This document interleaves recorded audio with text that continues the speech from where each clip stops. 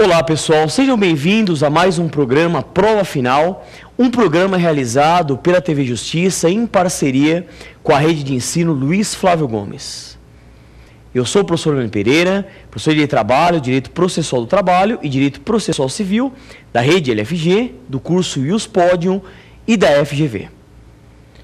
O nosso programa Prova Final, ele é composto de 3 blocos. O bloco 1 é o bloco Tema do Dia. Nosso tema, o programa de hoje, vai analisar os aspectos atuais e polêmicos da execução trabalhista.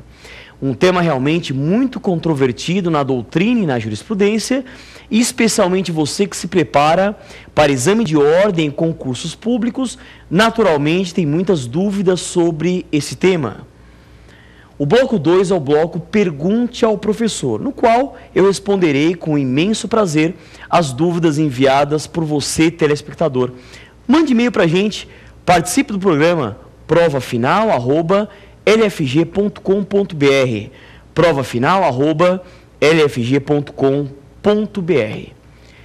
E o terceiro e último bloco é o bloco X da questão, no qual analisaremos como o tema do dia vem sendo cobrado nas provas de exame de ordem. É isso, pessoal. Segura um pouquinho que daqui a pouco iniciaremos o tema do dia, aspectos atuais e polêmicos da execução trabalhista. Até daqui a pouco.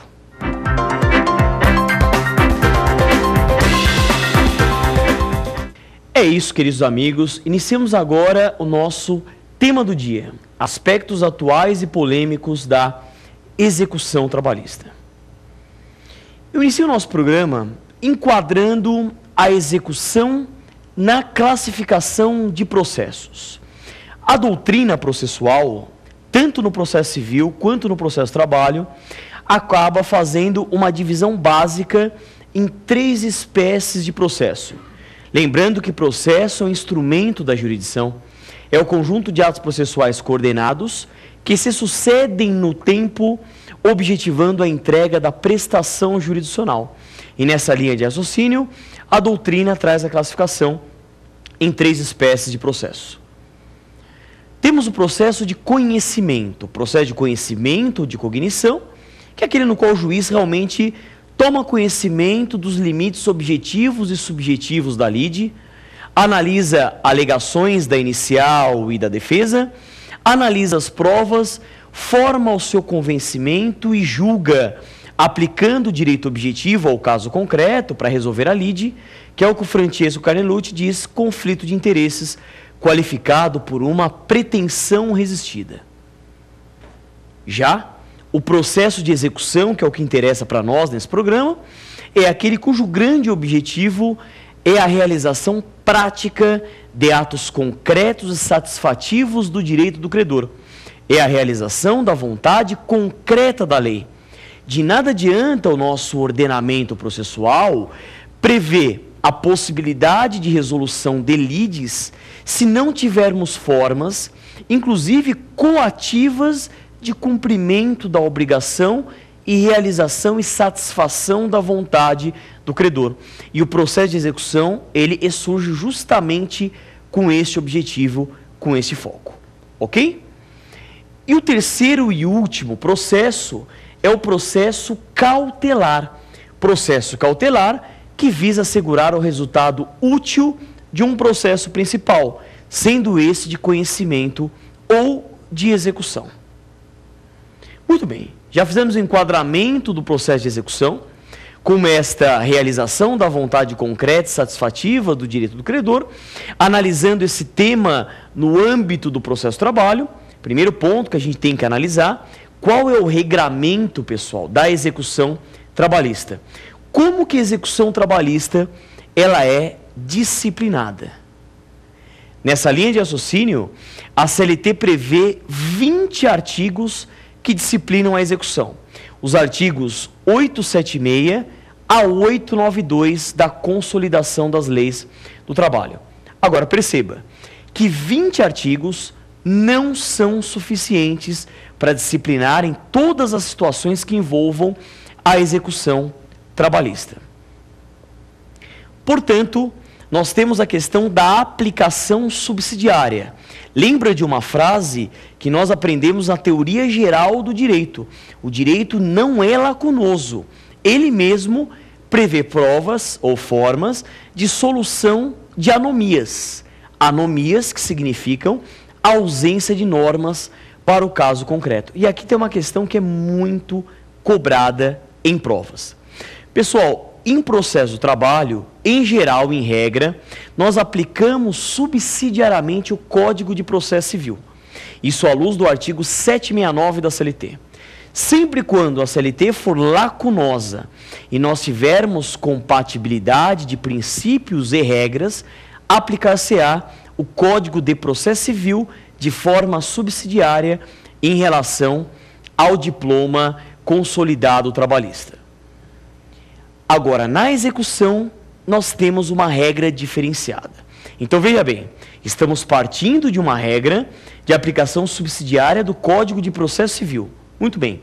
Na execução trabalhista, o artigo 889 da CLT, ele traz a regra da aplicação subsidiária da Lei de Execução Fiscal, que é a Lei 6.830 de 1980.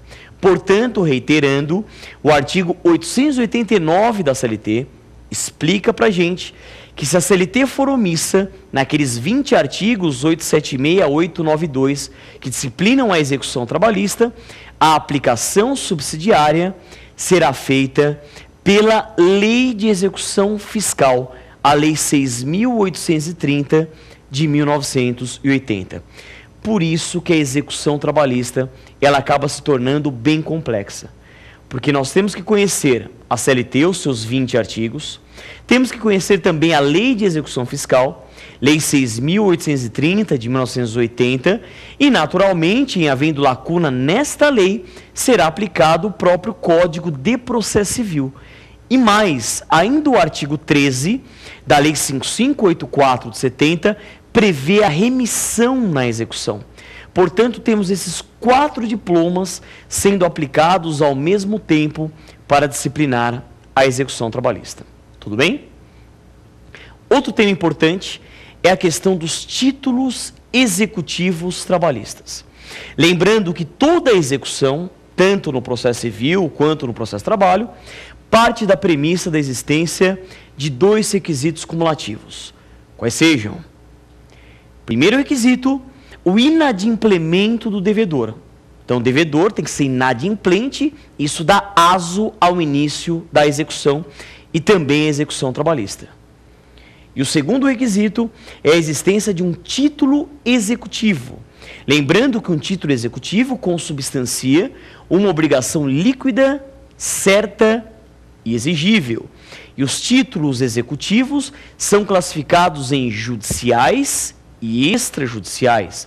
Judiciais, uma ideia básica para você memorizar, representam uma criação do Poder Judiciário, tendo a sentença como seu principal exemplo. Já os títulos executivos extrajudiciais, não.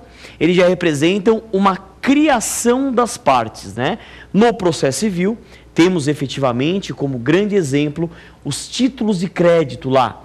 Nota promissória, letra de câmbio, cheque e assim por diante. Agora, temos que analisar isto à luz da seara trabalhista. Então vamos lá. Aonde que estão previstos os títulos executivos trabalhistas? No artigo 876 caput da CLT. Os títulos executivos trabalhistas são os seguintes: sentença transitada em julgado, que é o título clássico; sentença impugnada por recurso desprovido de efeito suspensivo, ou seja, uma sentença que foi impugnada por recurso dotado apenas de efeito devolutivo; e, por fim, os acordos judiciais, quando